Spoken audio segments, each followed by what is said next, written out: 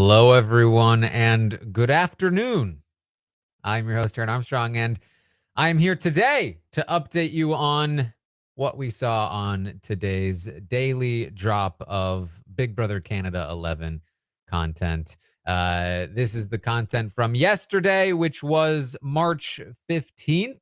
This was a Wednesday. I believe it was day 13 or so in the house, and or something along those. I don't know. Who knows? Not me. It doesn't really matter at this point. Either way, um, let's get into it. Let's update you on what's happening. Just to update you, of course, Santina the HOH nominated Dan and Anika alongside Renee. Ty won the veto, used it on Anika. JM went up as the backdoor target. He was trying to campaign. He apparently did get through to Santina about the fact that he wasn't targeting her and that it was a dumb move to put him up on the block. There was talk between Santina, Renee, Shania, and Claudia the day before about the women working together and maybe even saving JM this week. Coming into today, it was just a matter of will that actually come to fruition in any real way? And so far, the answer is no, if that's what you're looking for. Apart from that, just a little bit more of the lingering, growing tension between some of the guys in the Bro Alliance. So let's get into it. JM, he started the drop talking to Anika. He said he wants her to do well in the game. Don't let people manipulate her. This is less of a pitch and more of like I've accepted that I'm probably leaving, and here's some advice before I go kind of thing. He wishes he could stay because those guys are so scared of him that they needed to take him out in this way, but it is what it is. We see Zach campaigning for Dan to stay with Vanessa a little bit, but there's not a whole lot to that. JM is also going to talk to Santina, and they have a bit of a conversation. He says he understands why he was put up. You know, her hand was forced. He gets it. He still thinks he can benefit her if he stays, and he thinks that she would have a lot of sway if she decided to keep him. She agrees that she would benefit if he stays, but at the same time, she thinks the house is leaning in a certain direction, and there's nothing that she can do about it. And she also tells him at the end of the day, I think that this decision still might have been the best thing for me looking forward into the future, which does not really align with what she was saying the day before. So I don't know if she's been pulled back or if she just is still kind of like sticking up for her own move. I don't know, but it's not a very promising conversation for JM in really any way. So he goes and he talks to Koozie and Hope about this. He's saying that Santina told him that she needs to go with the house. He says he is willing to work with her if she keeps him. There's nothing wrong with that. But Koozie says, I don't, why would you do that? Don't work with her. She's terrible. JM says, look, the people I trusted in this game were Zach and Dan, but I think Zach is behind everything. So be wary of him. Hope ends up leaving the conversation. JM and Koozie talk a little bit about what she should do in the case that he does not get the votes to stay. Essentially, like, should I still vote for you to stay if we know that you don't have enough? And the answer is pretty much no. He gives her the okay to not vote for him to stay in the event that they don't get enough votes, which is looking more and more likely as there's only one more day from this point, from where we're watching, for that to happen. Daniel joins the conversation, and they talk a little bit about needing a sixth vote and stuff like that. They start talking about options. JM says he's talked to some of the guys. Rob told me to think about it. Ty kind of gave him the runaround. So it's not looking super promising. Koozie leaves the conversation, so it's just JM and Daniel, and they talk a little bit about what could have been, essentially, how JM thinks that they would have naturally played the game together if this hadn't happened. And Daniel says, yeah, I mean, I was shocked that Santina chose to work with the guys instead of working with us. I think that was a pretty silly decision. They talk some more about, you know, where they see the game going and all of that, but this is all pretty standard, kind of like this person is going home and we're just having conversations that don't really mean much anymore. We have a brief and very awkward interaction between Ty and Claudia. They do a little walk together upstairs, and she's asking him like, Are you in an okay mood? Oh boy. He's like, yeah, no, I'm fine. Don't worry about it. They agree that, the plan is okay. The plan is fine moving forward. JM's leaving. And she's like, you sure you're in a good mood? So yeah. Why am I supposed to not be in a good mood? So no, I don't know. I just didn't know if you were in a good mood or not. No, it's fine. Okay. Spoilers, he's not in a good mood. We'll get to that later. Ty is going to talk to Renee. He asks her who she would put up if she won HOH. She says that she knows, she doesn't really know who she would put up, but she knows who she would not put up. She would not put up Shania or Claudia. Boom. Thank you for that information, I guess. Or you, Ty. I wouldn't put you up either because, I think that whole veto thing actually ended up helping me in the long run. So I wouldn't, for that reason, I wouldn't put you because I think I can trust you, right, Ty? And I'm not even really exaggerating the tone of that statement. She asks him, okay, I told you who I wouldn't put up. Who would you not put up? And he says, I don't know. I'd have to wait and see.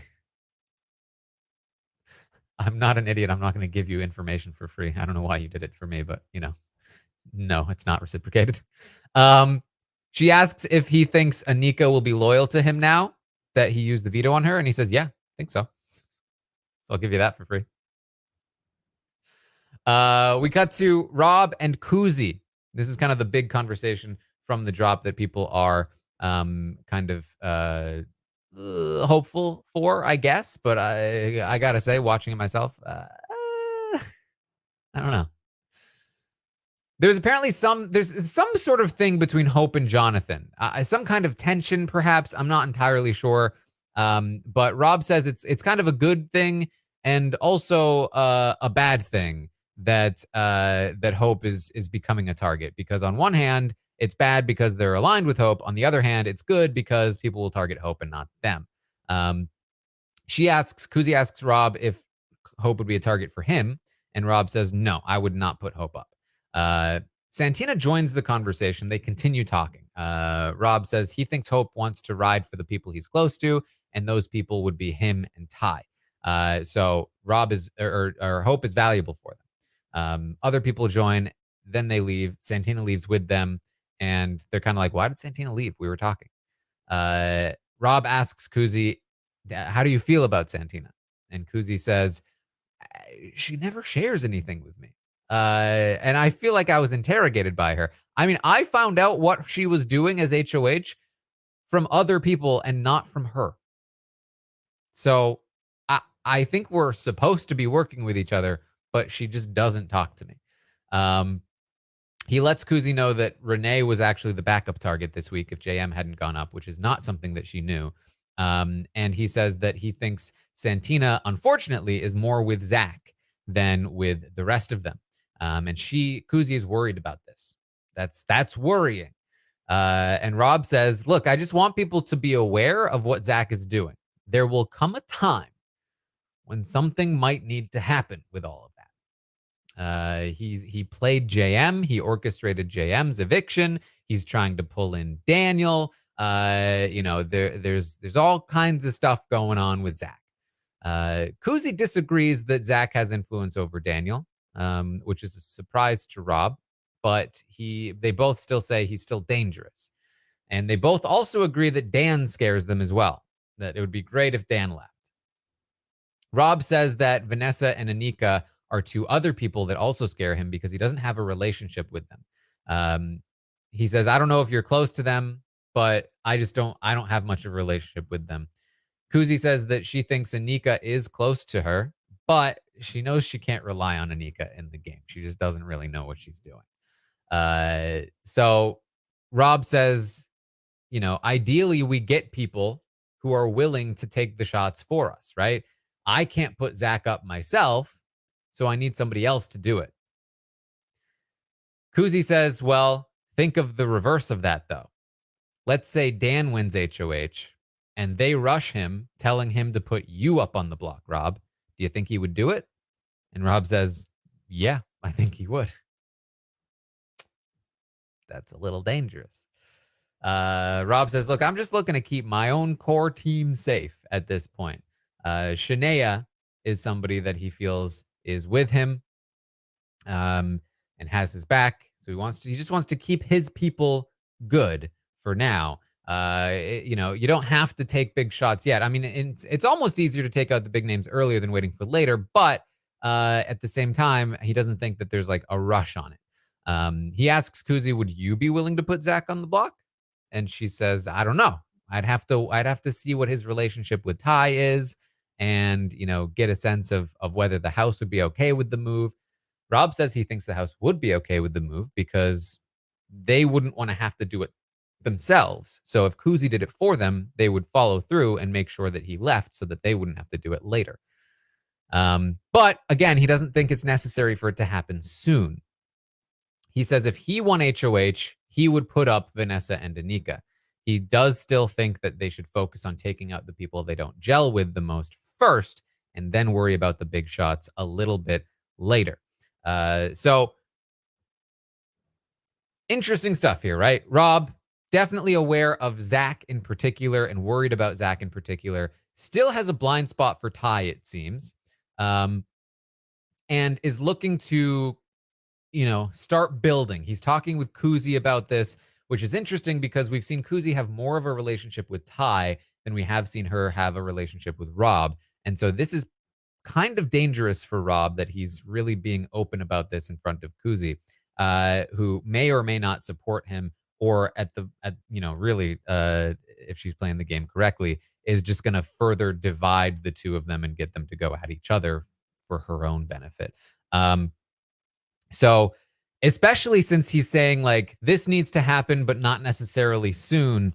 Like that's almost the worst case scenario. If you think it needs to happen eventually, then you shouldn't be talking about it now because you're only putting yourself in danger. In fact, one of the things he says to Koozie is that he feels like at some point they're going to take shots at each other. They see each other as threats, and he just wants to beat Zach to the punch. And in the same breath, he's talking about waiting. We're going to get to another conversation very soon where waiting is not quite on the agenda. So that's kind of where Rob is at this point, thinking something might need to happen, wanting to just keep his people safe, and talking to Koozie about it. In the meantime, Ty is going to have a couple of conversations, and these are going to round out the drop here today.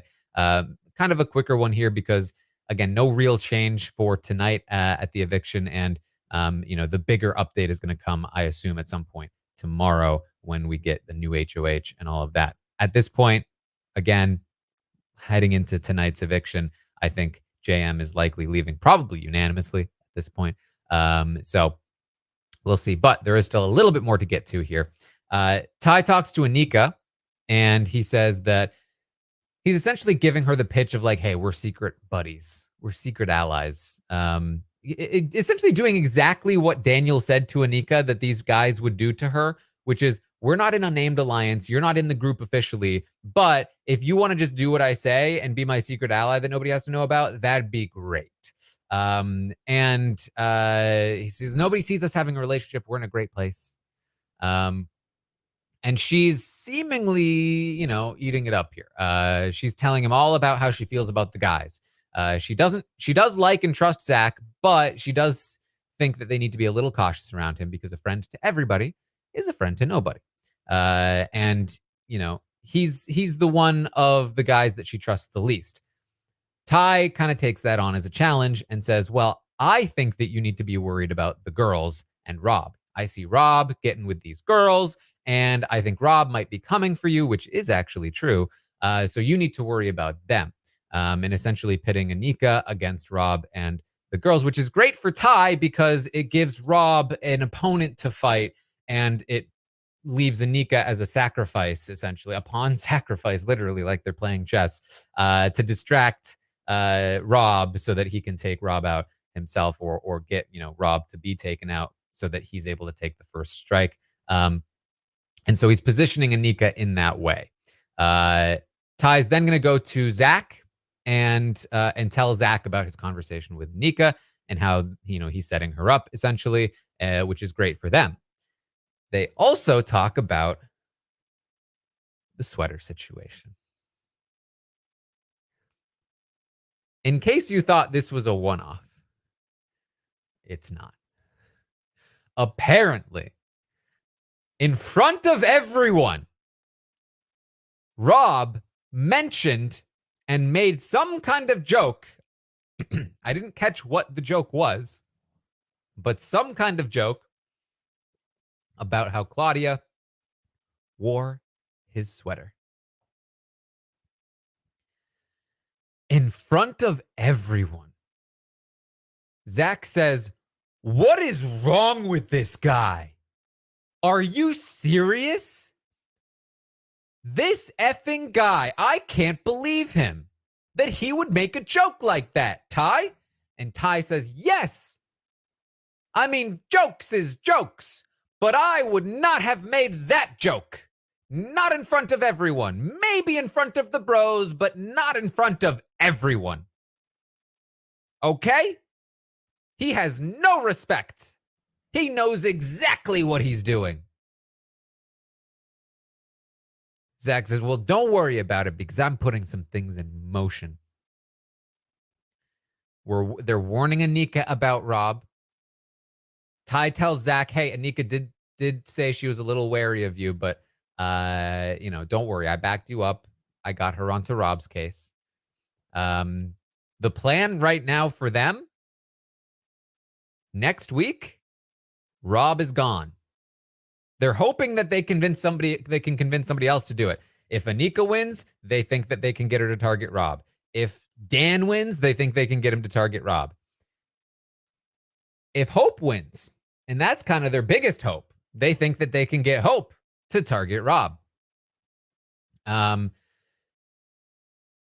They'll tell Hope, "Hey, you know who wanted to backdoor you week 1? Rob." So that's their plan. Their plan is to get Rob out of the house next week using somebody else to do it, which is exactly why Rob should not be thinking, "Well, maybe in a couple weeks, I'll start thinking about it." Not great. Not great. Ty also warns Zach about Claudia. He says, "You also have to be careful around Claudia. She's wary of you. Okay? She sees how smart you are, Zach." And Zach says, "Oh, I get it. I'm a really smart guy. That's just me, It's just so hard to turn that off. It's hard to not be so smart." And Ty's like, "No, it's actually the opposite. She thinks you're playing dumb to her." And Zach's like, "Oh, yeah, no, I get it. Yeah, just tell her that I wanna be more open with her then, and I wanna talk more game with her." It's just so hard for me to turn off the smartness. You know what I mean? So Zach says, "Oh, wait. This is the thing I wanted to tell you. I planted a seed in Shanea's head that Dan is into her." Ooh. Ty's like, "Oh boy. Yes." Which is funny. This is something that Rob brought up to Koozie. He said he trusts Shania, but he has heard now that like her and Dan might have a thing. So he's worried about what that might bring. And so Zach is like, "Yeah, I planted that seed." Oh. And they're like, "All right, let's go. Bros, forever. To the end. All right. Okay. Once we get Rob out, there'll be no more sweaters. Just our sweaters." Okay.